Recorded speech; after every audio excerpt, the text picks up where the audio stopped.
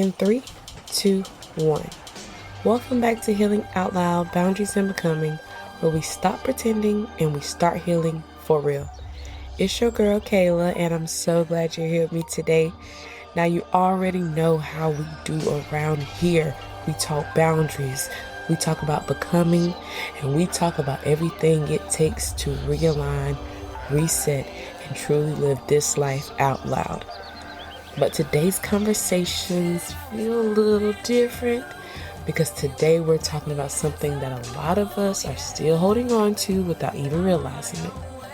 That's right, closure. Or more specifically, the need for it.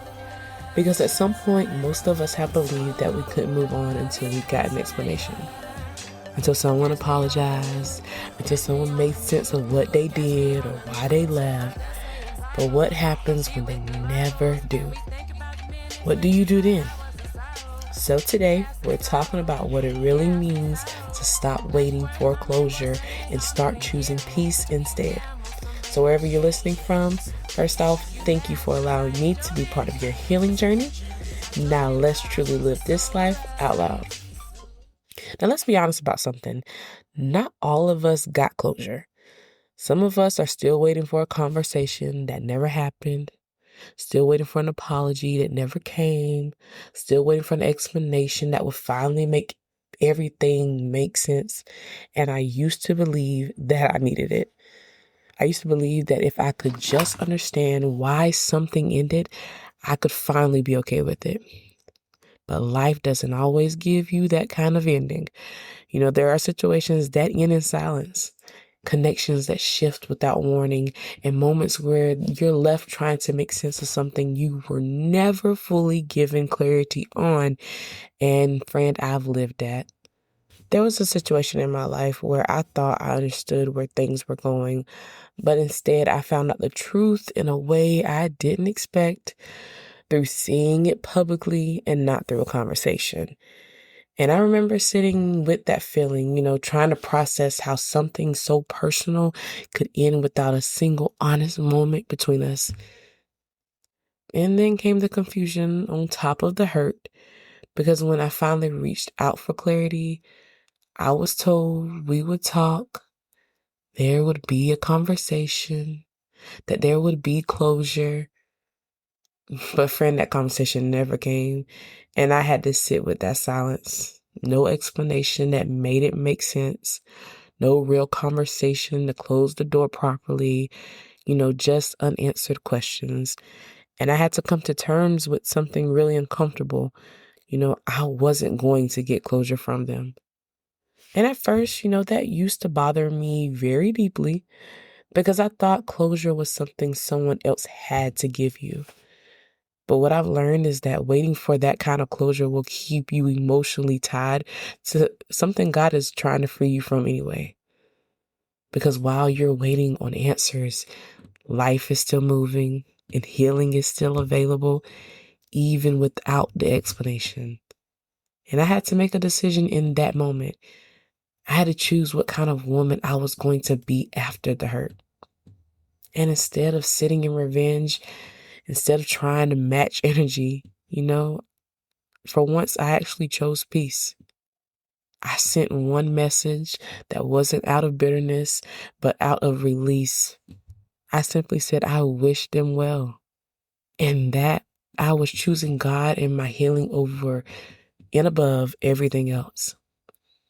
And that moment changed something in me, because I realized closure doesn't always come from a conversation. Sometimes it comes from a decision. So I had to start asking myself a different question. What if I don't need them to close this chapter? What if I can close it myself, and more importantly, with God? What if peace doesn't come from understanding everything, but from finally deciding I don't need to?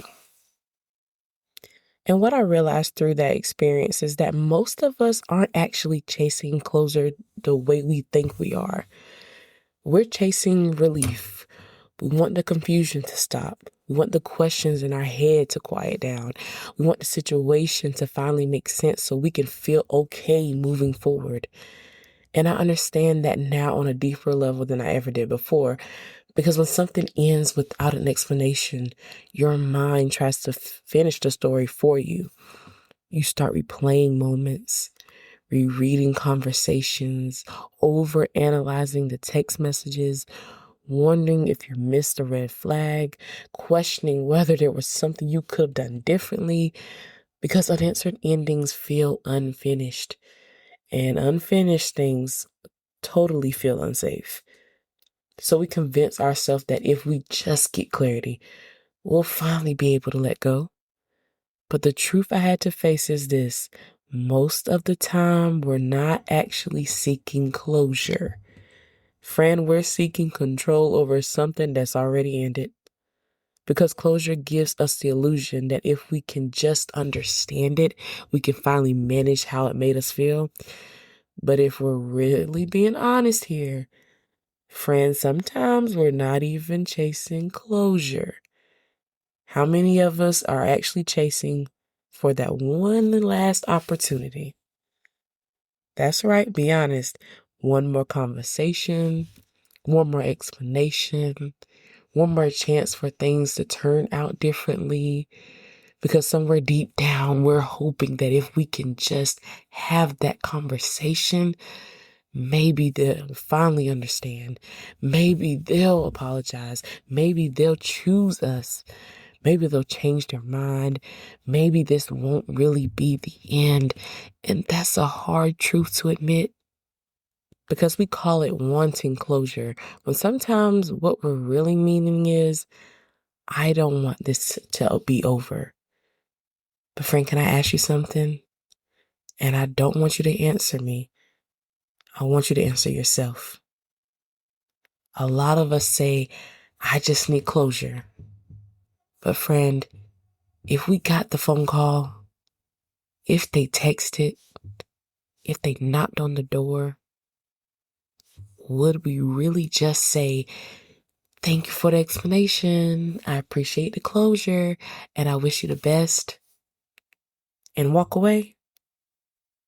Or would a part of us hope that conversation could undo the ending? Would we secretly hope they changed their mind? That they finally saw our worth? That somehow we could rewrite the ending we've been grieving? Because that's the real tension.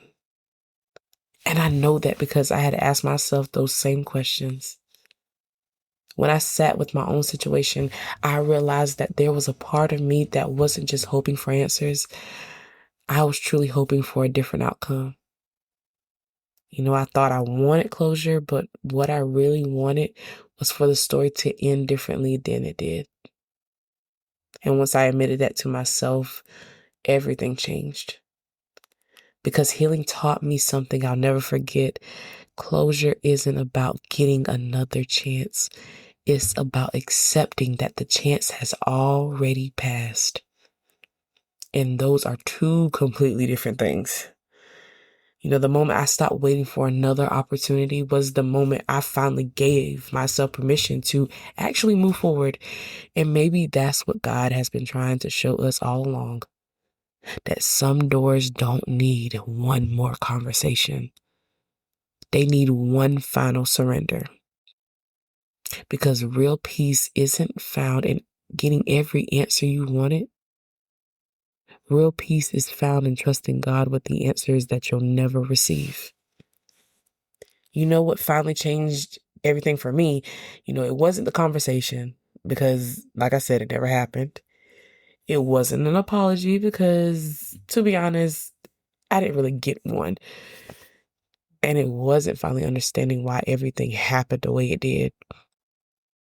What changed me was the day I realized I had a choice. I could spend the rest of my life waiting on someone else to give me permission to heal, or I could give myself that permission, and with God, and I chose the second one. Now, friend, take a moment. Let me be honest with you. Choosing peace wasn't easy, and it didn't happen overnight. There were days I still wanted answers. Days I still wondered why. Days I wanted justice. Oof. Days I wanted the other person to feel even a fraction of the pain they caused me. And if I'm being completely transparent, there was a version of me that would have made sure that they did. Because I used to believe that if someone hurt me, they deserved to hurt too. I thought revenge would make me feel better. I thought making someone feel my pain would somehow lessen my own. But friend, healing has a way of exposing things you didn't even realize were living in your heart. As I sat with everything that happened, I started thinking about all the ways I could respond. I could send the angry text. I could say the things I knew would hurt. I could try to make them carry the same weight they placed on me. And for a moment, friend, honestly speaking, that felt justified. But then God challenged me with a question that changed everything. Kayla, how much more of your peace are you willing to give away to someone who has already taken enough? And that stopped me because I realized something. Getting revenge wasn't free. It would have cost me. It would have cost me more of my time, more of my energy, more of my thoughts, more of my peace. It would have required me to keep pouring into someone who no longer deserved another second or even an ounce of access to me. And I had to ask myself, why would I continue investing in a chapter that God was already asking me to close? So instead of sending the message my emotions wanted to send, I sent the message my healing needed to send. And I simply wished them well. And I made the decision to choose God over bitterness, to choose healing over revenge, to choose peace over proving a point. And friend, can I tell you something? That text wasn't for them. It was for me. It was the first time I truly realized that healing isn't about changing someone else's heart. It's about allowing God to change yours. Because revenge would have kept me connected to the pain, but release finally set me free. And I'll never forget what I felt God placing on my heart in that moment. Not with condemnation, not with anger, but with love. And it was like almost as if he was just saying, Kayla, keep walking. Don't stop here. Don't turn around. Don't go back looking for answers I never intended for you to have. Don't keep reopening a chapter that I'm trying to close. Just keep walking. And I realized that every step I took towards God was a step further away from the pain. You know, every step I took in obedience was another step towards peace. And that's when I finally truly understood healing doesn't always look like getting the last word. Sometimes healing looks like trusting God enough to leave the conversation unfinished. Because not every chapter ends with a period. Some end with faith. And that was the day I stopped waiting for another conversation. And I started walking towards the life God was calling me to instead. So maybe you're listening today and you're still waiting. Waiting for the apology, waiting for the explanation, waiting for someone to finally admit they were wrong, waiting for justice, waiting for closure. And if that's you, I just want to lovingly say and ask you a question. Friend, how much longer are you willing to put your healing on hold while you wait for someone else to do something that they may never do? Because here's what I've learned. Some people will never apologize. It's not because you didn't deserve one, friend, but because they're not capable of giving you what you're looking for. Some people don't have the emotional maturity. Some people don't have the self-awareness. And some people simply don't see the damage they caused. But whether they apologize or not, you still deserve peace. You still deserve healing. You still deserve to move forward. For a long time, I thought letting go meant pretending it didn't hurt. That if I released it, I had to act like it never happened. But God showed me something different. Release isn't pretending. Release isn't forgetting. Release isn't saying what happened was okay. Release is saying, God, I trust you with what I can't carry anymore. It's placing the pain in God's hands instead of continuing to carry it yourself.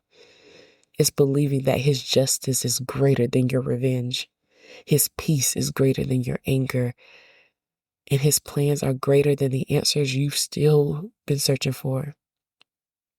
One of my favorite scriptures is Proverbs chapter 3, verses 5 through 6.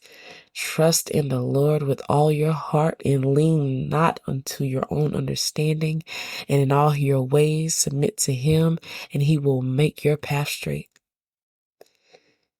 Friend, notice what it didn't say. It didn't say trust the Lord once you understand everything. It says trust him even when you don't, even when the ending doesn't make sense, even when the conversation never happens, even when the apology never comes. Because trusting God doesn't mean you'll always get answers. Sometimes it means believing he's protecting you with the answers he chose not to give you. And maybe, just maybe, the closure you've been praying for has already been given. Not through another conversation, but through the peace God has been offering you all along. So on today, friend, I want to challenge you. Stop waiting for someone else to unlock a door that God has already opened. Walk through it. Your healing is on the other side. Your peace is on the other side. Your freedom is on the other side, and God is already waiting there. You don't have to carry yesterday until tomorrow. You can leave it here. You can trust him with it, and you can keep walking. So now before we close out of today's episode, you already know what time it is. It's time for your reset and reflect moment. And this is the part of every episode where we pause, and it's not to stay stuck in the past, but to intentionally reflect on what God is revealing, what we're learning, and how we're growing. Because healing isn't just about listening. It's about applying. It's about being honest with yourself. And it's about making room for the person you're becoming. So wherever you are, friend, if it's safe to do so, please remove those distractions for just a moment and reflect with me. Now I want you to think about one situation. Maybe your relationship, maybe the conversation, or just one ending that's you're still carrying because you're waiting for closure. Now ask yourself these questions. Am I truly waiting for closure, or am I secretly hoping for another chance? What am I still holding on to? What would change in my life if I stopped waiting today? How much of my peace have I given away while waiting for someone else to do what only God can do in me? And what would it look like for me to trust God with this instead of trying to control the outcome? Friend, don't rush past those answers. And like I say all the time, be honest, because healing begins with honesty. Now I want you to do something different this week. Go grab yourself a journal or a piece of paper. And I want you to write down the name of the person or the situation or the unanswered question you've been carrying. Then underneath it, write these words. I release what I cannot control. I trust God with what I cannot understand. I'm going to say it one more time for you. I release what I cannot control. I trust God with what I cannot understand.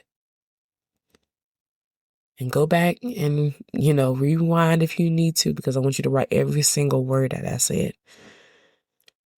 And after you've written it down, read it out loud.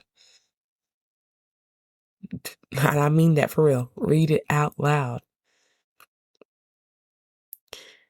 And then I want you to write one more sentence. Today, I choose peace over answers.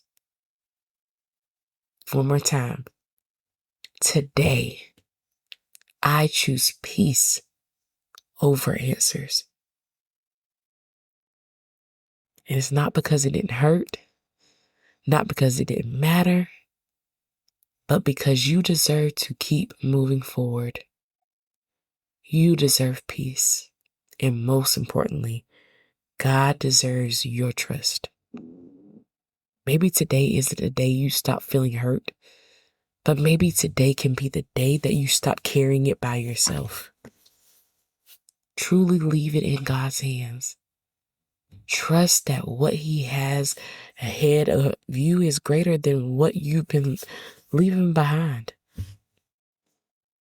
Because healing isn't always about getting the answers you wanted. Sometimes it's about finding the peace you never thought was possible.